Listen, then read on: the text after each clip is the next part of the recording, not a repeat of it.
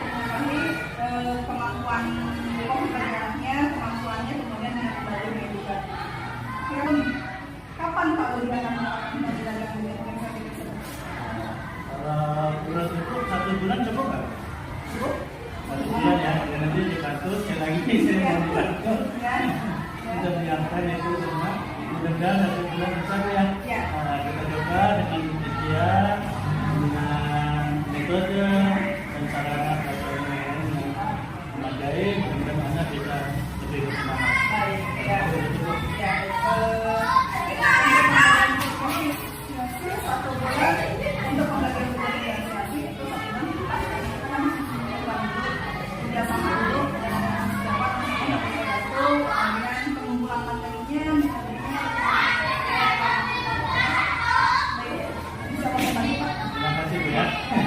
Semoga nanti Ibu tetap semangat tentu saya. Kalau saya juga tetap semangat nih. Ya, saya juga semangat nih mau bantu Bapak nih. Terima kasih. Ya, Terima baiklah. kasih. Ya, sama-sama Bapak. Betul. Salam.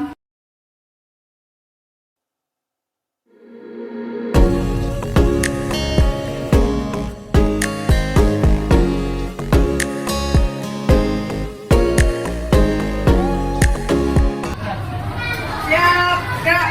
Acan depan, gerak. Gerak. Pancasila. Satu.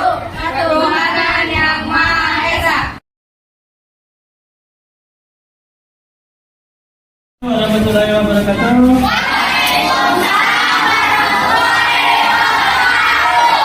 Nah, kita lihat dulu.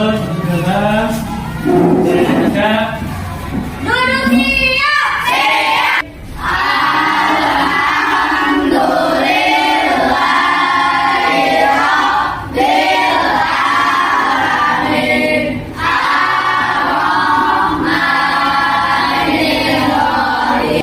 semua sehat? Tetap semangat ya? Itu semua ini? Siap dulu. Ada masuk? Hari ini yaitu tema 7, subtema 2. Dia akan menyampaikan beberapa hal yang Abu harus ketahui di akhir pembelajaran nanti. Yang pertama, kalian diharapkan dapat mengerti gambar dan menonton video ya. Setelah itu mengidentifikasi, menyebutkan tentang nilai-nilai sila keempat. Bagaimana sila keempat? Bunyinya?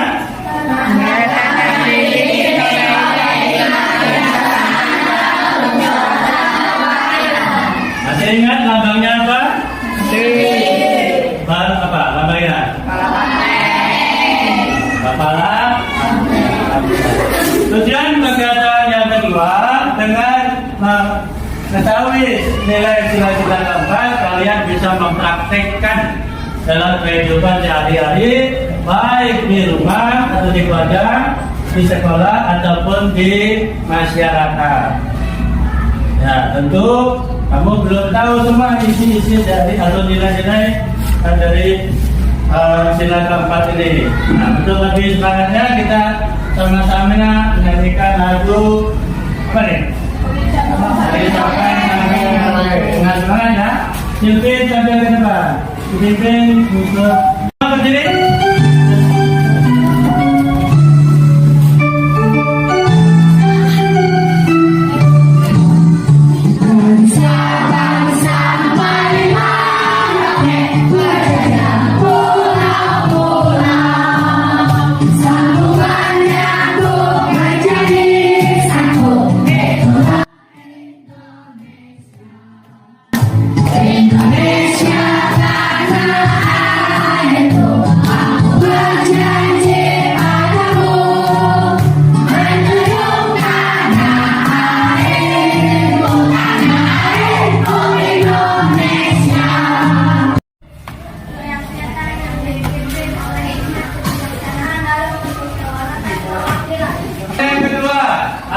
Simbol atau lambang sila keempat Pancasila.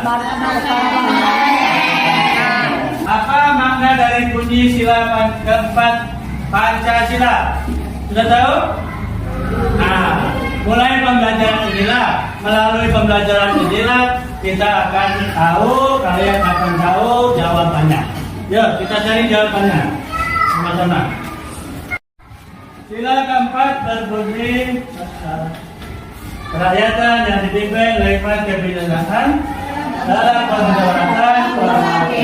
Apa maknanya? Apa bermakna kita bahwa segala proses pengambilan keputusan harus didasarkan pada nilai-nilai Indonesia.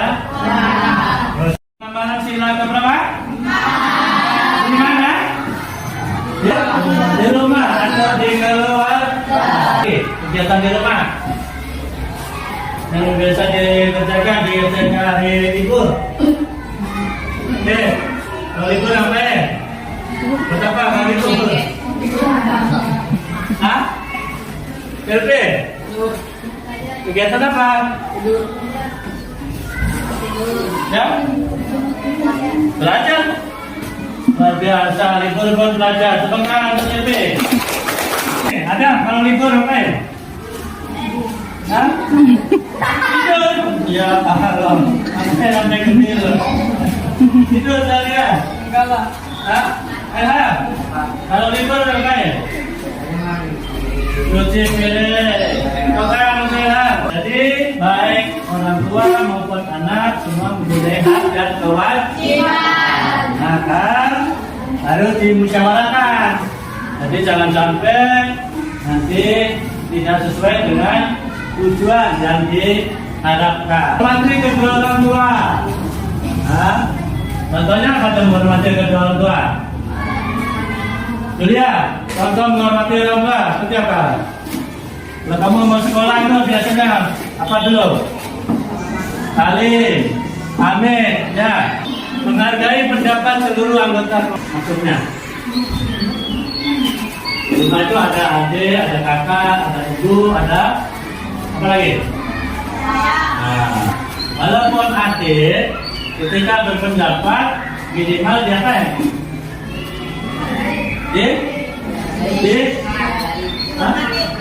Dihormati. Di sekolah juga ada pengamalan sila keempat.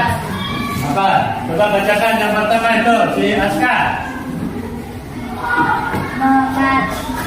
Mengadakan pemilihan ketua kelas. Mengadakan pemilihan ketua kelas. Bagaimana ketika memilih ketua kelas?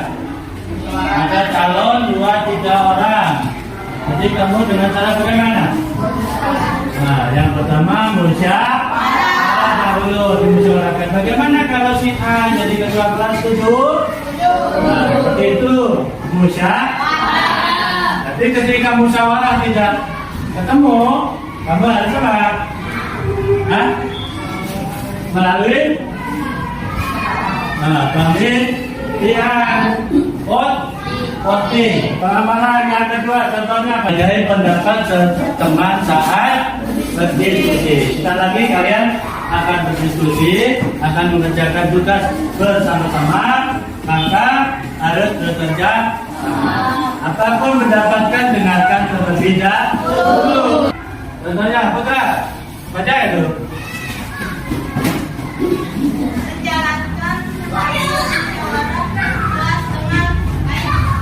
Maksudnya apa nih? Menjalankan hasil musyawarah. Seperti tadi, pemilih ketua kelas.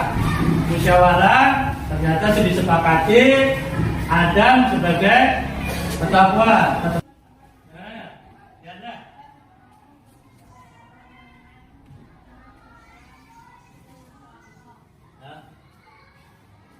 Mau bekerja sama dengan teman dalam diskusi kelompok. Diskusi kelompok semua berpendapat, semua mengajukan apa ya? Pendapat.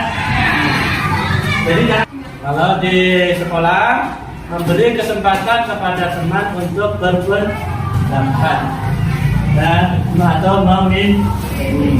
Buatlah, satu semangat.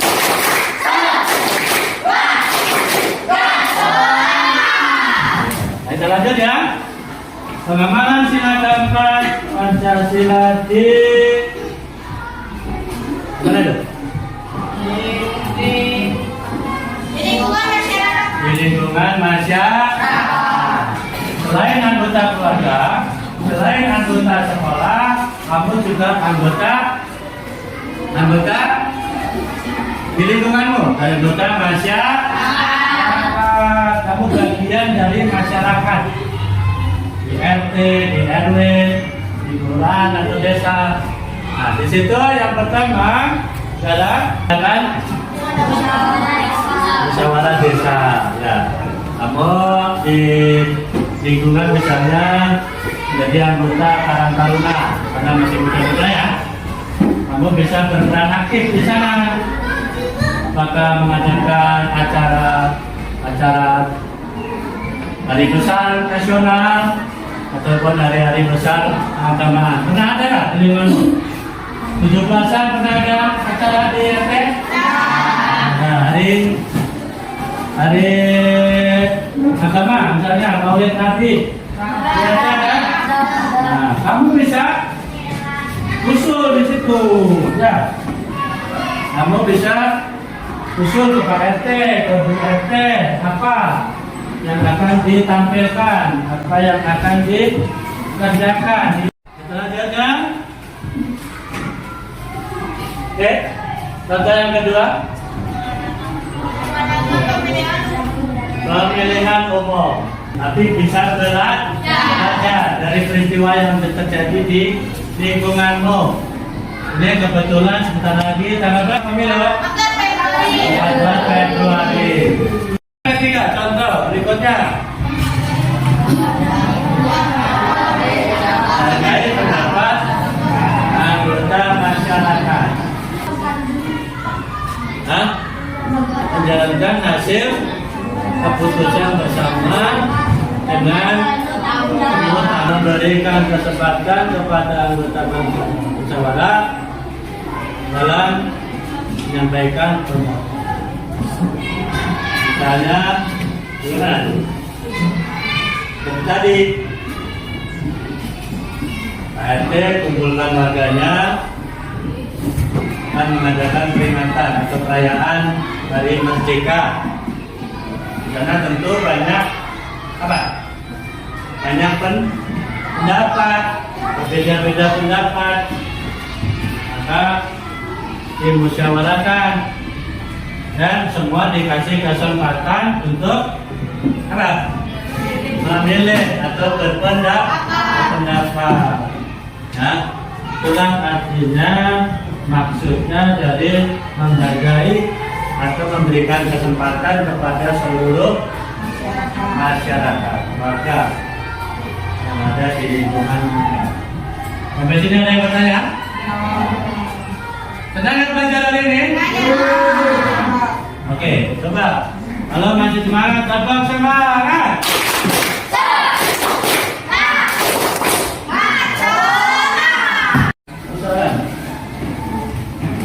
Baru ini berdiri ya? Berdiri sendiri.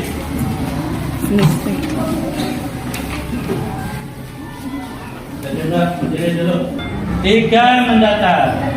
Setiap orang memiliki hak yang sama untuk mengemukakan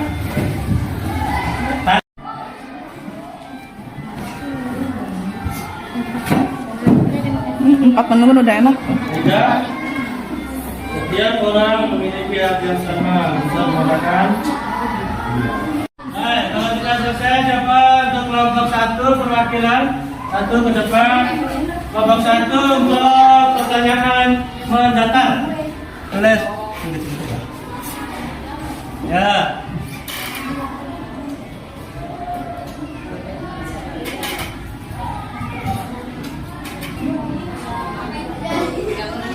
Pendapat. Betul anak-anak? Coba kelompok 2 untuk soal nomor 5 mendatar. Kelompok 2 salah satu ke depan.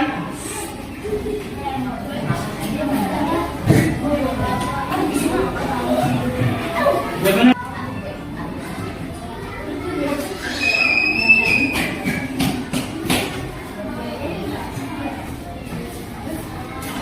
Bantai. Betul masalah?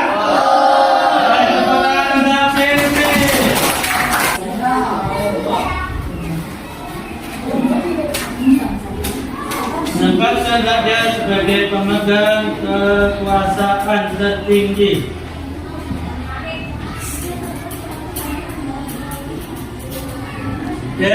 Demokrasi, betul? Nah, tepuk tangan untuk Nayana dari kelompok 3.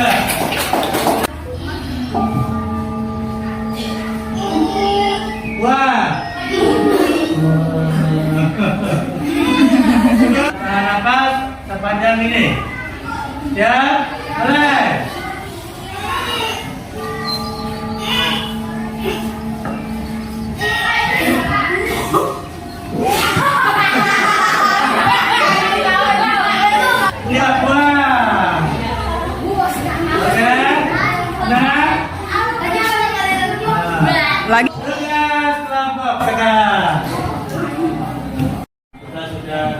diskusi kelompok. Nah, sekarang ada diskusi kelompok. Sama dengan penuh semangat dengan azan Musya. Azan Musya.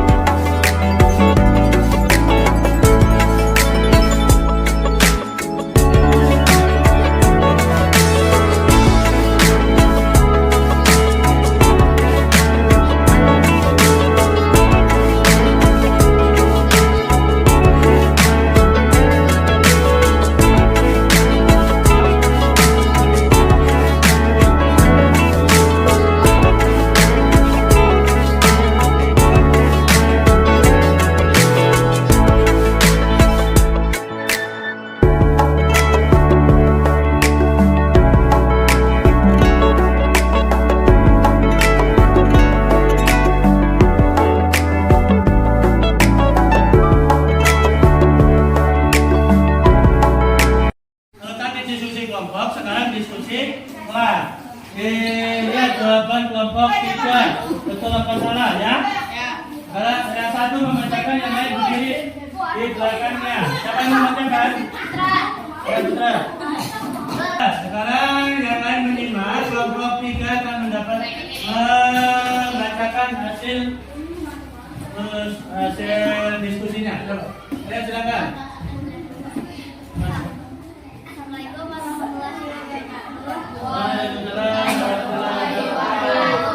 Kami dari kelompok 3, saya Nanda. Anggota kelompok saya adalah Nanda, Julia, Januar, Adam, dan Citra dan Dara. Jawaban pertama akan dibacakan dengan Citra. Pemilihan ketua kelas di sekolah. Musyawarah menentukan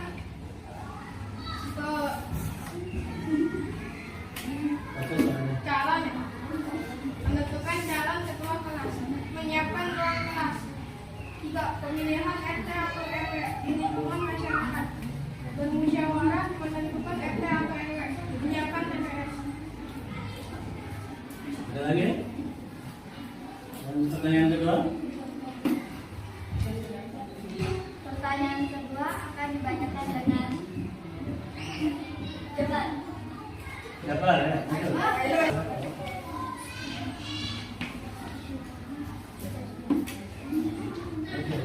Pemilihan ketua kelas. Ya.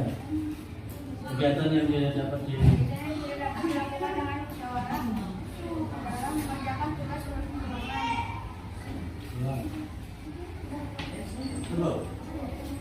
Bagaimana teman-teman? Setuju? Nah, jawaban yang setuju tidak? Setuju. Ya semangat. Ayo tepuk semangat. Sudah sama ya? Ya, demikian tadi. Nah, kajian tadi dari kelompok 3. Yang lain pelajari lebih lanjut ya. Kembali ke tempatnya. Terima kasih. Sekali lagi. Nah, baik. Anak-anak, demikian tadi proses pembelajaran pada hari ini. Sebelum Bapak akhiri, sebab ada beberapa pertanyaan kita jawab, kalian jawab. Kalian pelajari hari ini? Hal baik apa yang sudah dipelajari? Tadi ada musyawarah, ada diskusi, ada lagi apa? Menghargai pendapat, seperti itu. Hal-hal yang baik yang harus dilaksanakan atau diamalkan dalam kehidupan sehari-hari. Bagaimana keadaan kalian hari ini? Senang? Alhamdulillah. Ya, thank you. Sebelum Bapak akhiri, ada pantun dari Bapak bilang cakap ya. Burung murid tinggal di pagar, akan jagung tinggallah satu. Jadi murid rajinlah belajar, agar kelak mendapat ilmu. Terima kasih. Assalamualaikum warahmatullahi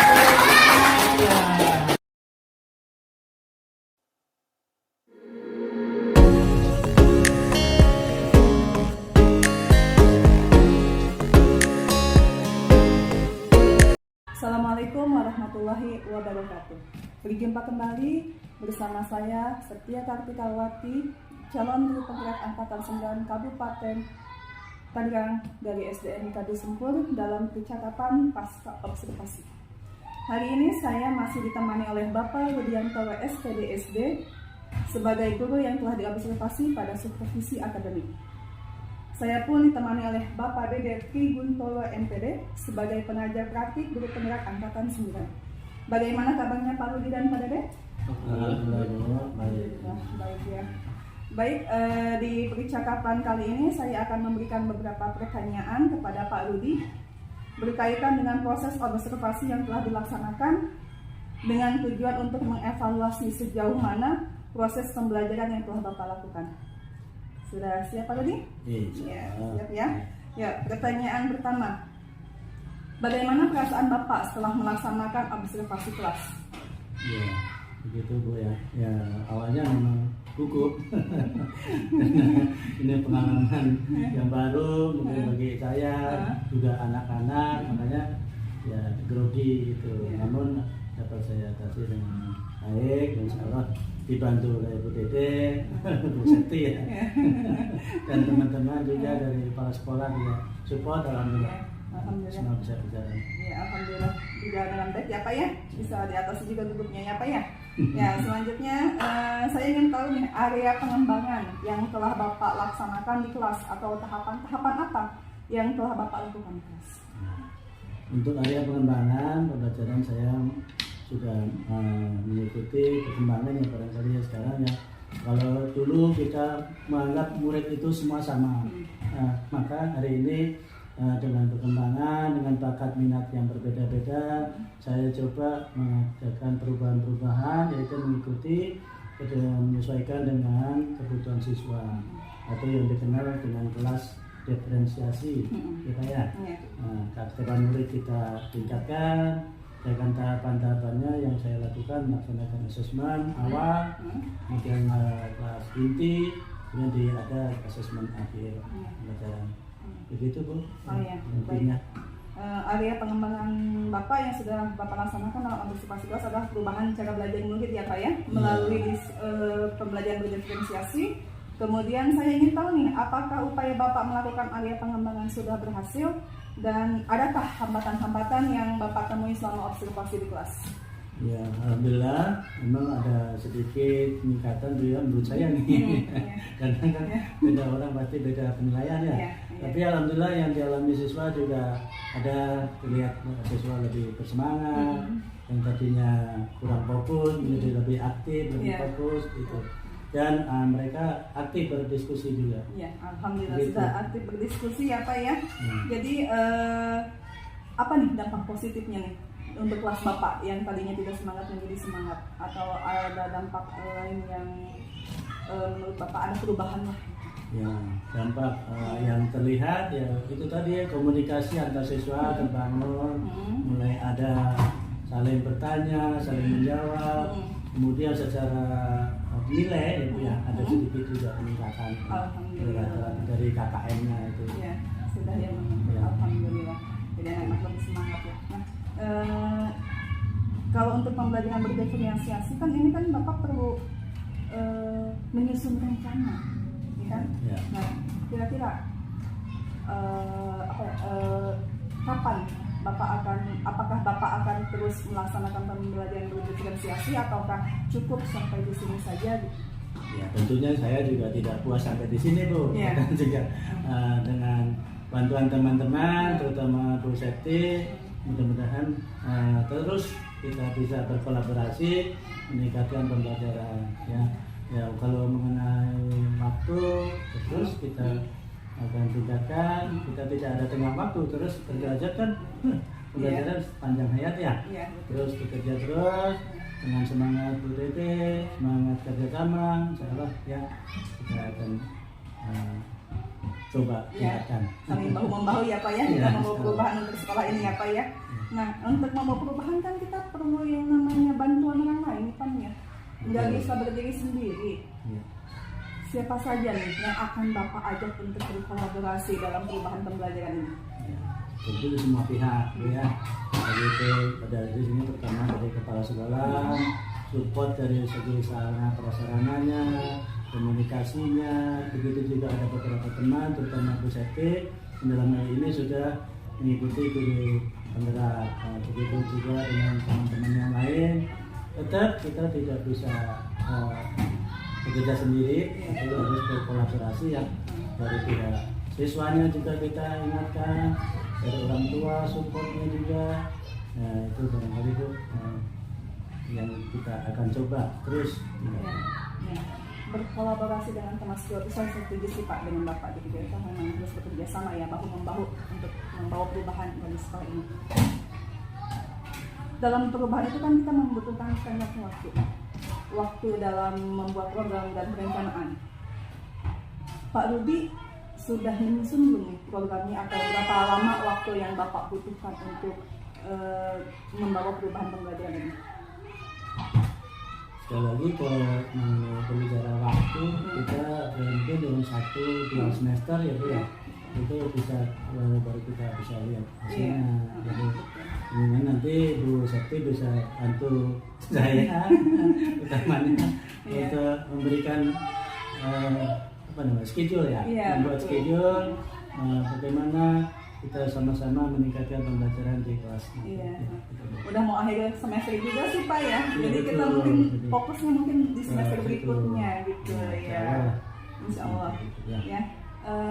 Terima kasih Pak Rudi atas waktunya. Saya sangat senang sekali bisa berkolaborasi dengan Bapak. Semoga ke depannya kolaborasi kita tetap berjalan. Ya, terima kasih. Ya, terima kasih banyak.